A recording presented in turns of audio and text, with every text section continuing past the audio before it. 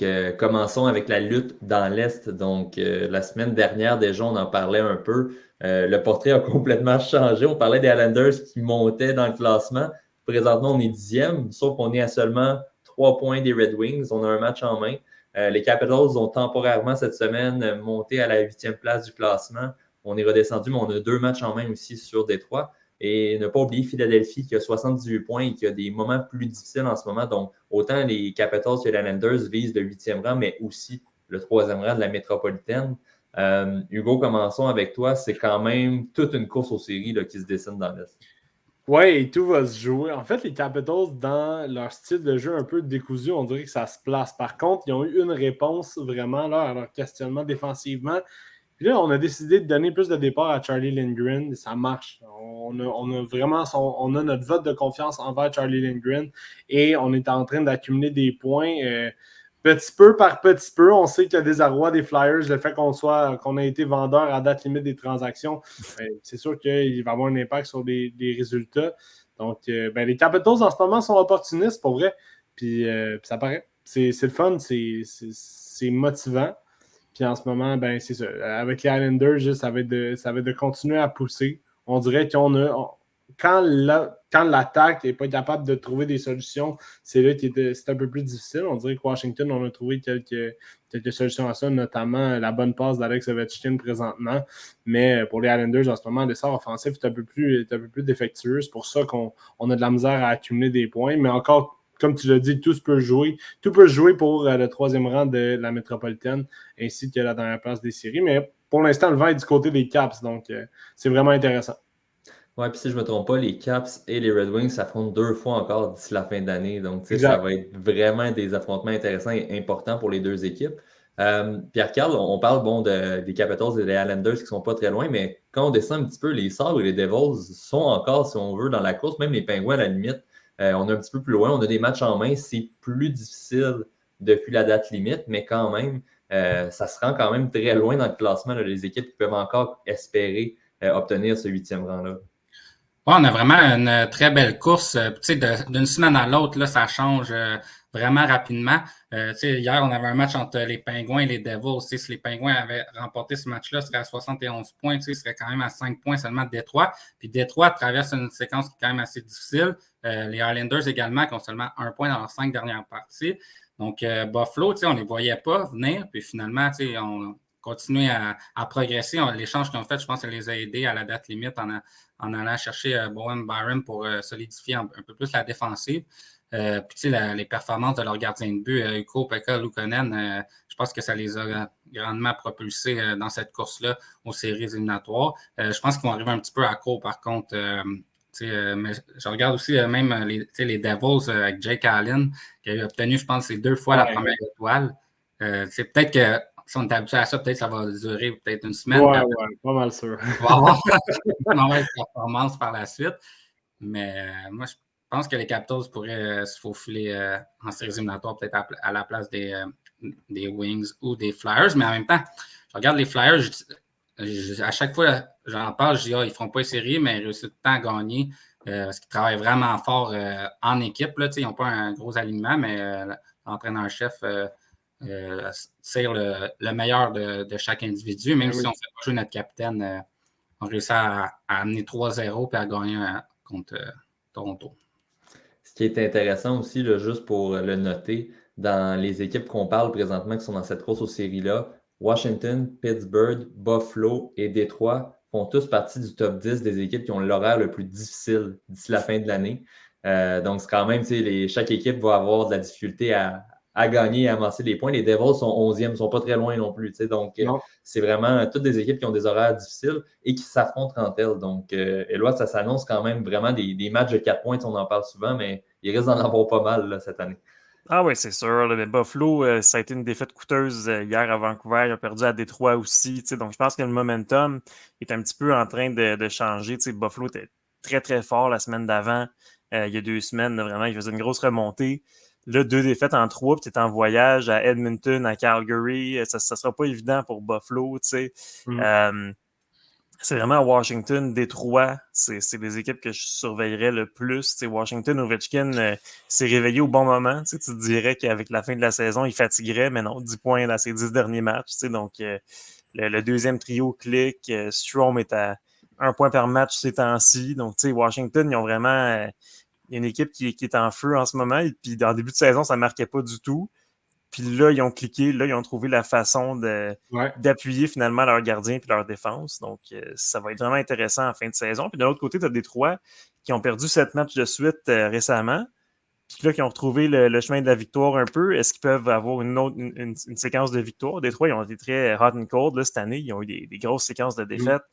Est-ce qu'ils peuvent aligner une séquence de victoires? Donc, ça va vraiment être entre ces équipes-là. Puis, ouais, il y a personne qui se détache vraiment. Mais Tampa a l'air un petit peu plus en sécurité, là, mais même à ça, Philadelphie, ils ont 78 points en ce moment, mais Washington ne sont pas si loin là, de Philadelphie, puis ils ont 2 matchs en main sur eux. Donc, ils ne sont même pas en sécurité, eux autres non plus. Là.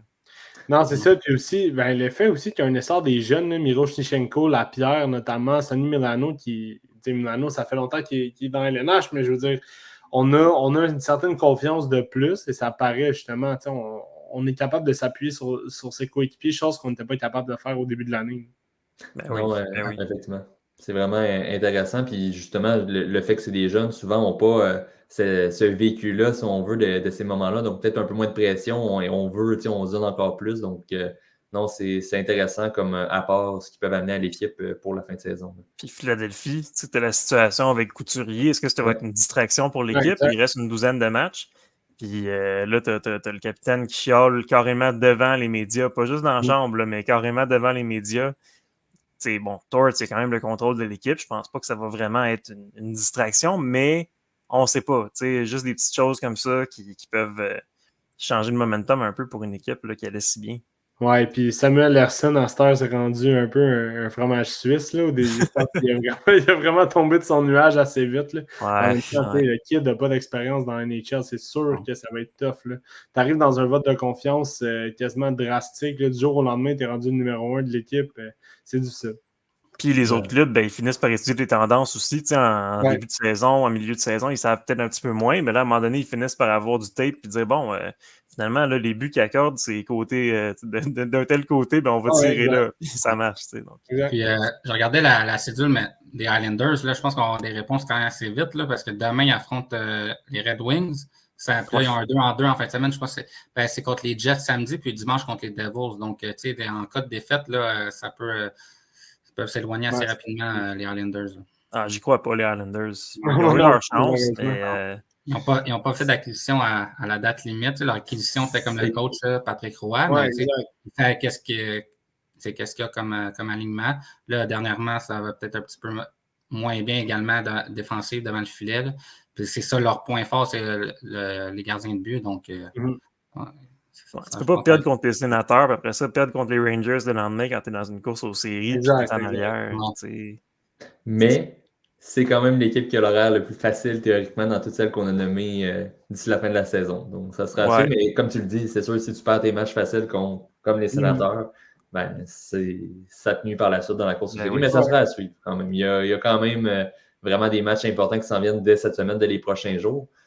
Puis, également, on voulait parler de l'Ouest aussi. Dans l'Ouest, ça s'était un peu détaché. Par contre, le Wild revient peu à peu derrière les Golden Knights. Hugo, est-ce que Vegas doit être inquiet? Ben là, je sais pas ce qui se passe à Vegas. Là, on est allé chercher plein de monde. Écoute, moi, je pense que justement, pour les Golden Knights, je sais pas pourquoi, j'ai le sentiment qu'il y a quand même beaucoup de distractions. Puis encore une fois, il y a bien des choses qui font en sorte que les performances sont un peu coup-ci, coup-ça. Je veux dire, là, on a gagné une coupe avec Aiden Hill. C'est malade. Mais en ce moment, on ne peut pas dire qu'Aiden Hill goal comme l'an passé puis aide son équipe. Et même chose pour Logan Thompson, que ça va moyen cette année comparativement à l'année dernière. Maintenant, est-ce que on essaie de justement être capable de modifier, adapter notre système de jeu avec tout le star power qu'on est allé chercher? Ça aussi, ça fait une grande différence. Et le fait que notre capitaine n'est juste pas là non plus. Là. Mark Stone, ça aussi, c'est une grande différence. Puis là, on ne peut pas. Puis justement, quand je parlais de distraction, je parlais du fait qu'il y a beaucoup de soupçons par rapport à la conspiration du LTIR, puis le fait qu'on essaie de garder nos bons joueurs pour les séries éliminatoires. Mais veut pas, la cible centrale de toutes ces spéculations-là, c'est Vegas, parce que c'est des stratégies ou des coïncidences qui viennent vraiment, vraiment rentrer dans le moule de cette théorie-là. Encore une fois, moi je spécule, je ne sais pas si c'est vraiment ça, mais en ce moment, je pense plus que c'est créer un équilibre de jeu avec ce qu'on est allé chercher, puis peut-être réaliser que finalement, Hurtle, Manta, Hanifin, c'est peut-être pas ce qu'on avait besoin en termes de rôle pour aller plus loin. Puis du côté de l'Ouest aussi, on a des équipes en ce moment qui jouent très bien. Les Preds qui étaient 13-0-1 à leur dernière 14, 13-0-2 à leur dernière 15. Puis le Wild qui joue extrêmement bien en ce moment. Marc-André Fleury qui a été première étoile de la semaine, troisième étoile de la semaine, la semaine passée, qui a été tout feu, tout flamme là, pour le Wild. Donc, c'est des situations de circonstances, j'ai l'impression, mais moi, ce qui m'intéresse vraiment, c'est vraiment la course au sommet de la centrale. Puis là, les Stars reçoivent les Coyotes ce soir, et bien là, on va être capable de niveler. En tout cas, j'espère. On ne peut pas échapper à une occasion comme ça pour Dallas. Donc, ça va être super intéressant. Ouais, c'est vraiment incroyable ça aussi. Donc, les trois équipes, si Dallas l'emporte, on pourrait se retrouver à 93 points chaque. Donc, les trois équipes atteindront sans aucun doute le 100 points. Donc, ça sera à suivre qui se démarquera d'ici la fin de l'année. Présentement, les Jets ont encore l'ascendant avec un match en main, mais ça va être très intéressant. Pour revenir rapidement au point que tu disais sur Vegas, il faut aussi prendre en compte, oui, on a fait beaucoup d'acquisitions, dont on a beaucoup parlé de Hurtle qui s'en vient, qui va être là pour les séries. Mais Hurtle et Stone ne jouent pas en ce moment. Exact. Au final, oui, on les a acquis, mais c'est des joueurs que tu n'as pas dans ton alignement. Puis la perte de Stone n'est pas vraiment remplacée dans ton line-up. Donc, présentement, c'est sûr, il faut que tu te maintiennes. Tu n'as pas le choix justement d'essayer de gagner des matchs avec la récente séquence. Mais il te manque des éléments assurément par rapport à ce que tu as habituellement pour gagner. Pierre-Carl, je te laisserai peut-être enchaîner sur justement la bataille dans la centrale. Toi, quelle équipe vois-tu terminer au sommet d'ici la fin de la saison? On dirait que je pense que même l'année passée, on avait la même discussion, je pense, pour la première place. En fait, les trois premières positions dans la centrale, c'était extrêmement serré également. C'est quand même assez difficile de prédire qui va terminer au premier rang, mais je pense que les Jets de Winnipeg vont avoir l'ascendant sur le Colorado puis Dallas. Je ne pensais pas, en début de saison, dire que Winnipeg serait au premier rang, mais je pense qu'on est allé chercher des bons éléments dans un top 6 pour aider l'équipe à aller plus loin, puis également aussi finir haut au classement, avec l'ajout de Monahan, de Toffoli. Je pense que c'est des bons joueurs, des bons vétérans qui vont aider l'équipe. Tu ajoutes à ça les joueurs qui étaient déjà présents, de Corner, Shifley, Ehlers, de Iafallo qui fait du bon travail également. Donc, c'est un des meilleurs gardiens de but. Donc, je pense que ça va être eux qui vont terminer au premier rang. Mais c'est vraiment difficile. Colorado a une excellente formation. Puis les Stars également, avec Jake Oettinger, qui est un bon gardien de but. Puis un bon top 9 même en attaque. Donc, c'est vraiment difficile à prédire. Là. C'est ça. Éloi, vois-tu aussi les Jets au sommet pour finir l'année? Écoute, 68-69 matchs, ça n'a pas été suffisant pour séparer ces clubs-là. Tu as 2 points d'écart à peu près. Dallas, je pense qu'ils sont peut-être un petit peu moins, ils sont 2 points en arrière, donc il faut qu'ils en gagnent 1 de plus, 2 de plus pour passer devant, donc je vais y aller avec l'Avalanche du Colorado. Mais, je veux dire, ils sont à égalité en ce moment, il reste 13-14 matchs, là, donc mais ça pourrait tout à fait être Winnipeg aussi, là. Ouais, moi, je vais y aller avec Winnipeg tout simplement parce que je pense, de mémoire, on a le bris d'égalité aussi si les trois équipes finissent à égalité, même avec le même nombre de matchs. Parce que là, présentement, on est devant à cause du match en main, mais on a aussi l'avantage pour les victoires en temps réglementaire. Donc, je vais aller avec les Jets pour ça parce que j'ai l'impression qu'on risque d'avoir une égalité. Mais ce qui est le plus dommage dans tout ça, c'est que assurément, l'une de ces trois formations-là ne sera pas du deuxième tour des séries en raison du format actuel. Ce qui est intéressant aussi, peut-être rapidement à noter, là, mais Edmonton, qui était si loin en début de saison, présentement a 66 matchs de jouer. 3 matchs en main sur les Canucks. Je ne crois pas qu'on va les rattraper, mais tout de même, présentement, si on remporte ces 3 matchs-là, on est à 92 points.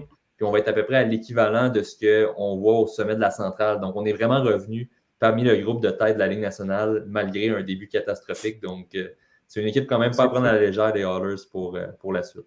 Non, puis je pense qu'ils sont allés chercher des bons joueurs pour venir un peu solidifier le tout. Puis encore une fois, tout passe par le gardien de but, ça a l'air. Mais Stuart Skinner a vraiment trouvé ses repères de l'an passé. Qu'est-ce que vous voulez que je vous dise? Mais en même temps, l'année passée a été extrêmement décevant en série. Donc, est-ce qu'on va avoir un Stuart Skinner un peu défaillant? Intéressant. Parce que Calvin Pickard aussi fait très bien, même hier contre le Canadien. Ah, Tout un match lui, de sa part. il a 9 vies, là, c'est un chat, ce gardien-là. On dirait qu'il est tout en train de revenir dans LNH, c'est vrai. Non, Ouais. c'est ce genre de gardien de but-là qui est un bon deuxième, mais il ne faut pas évidemment que tu te concentres et tu dises que c'est ton gardien pour un long parcours en série. Là. Ça reste un atout de plus et tout.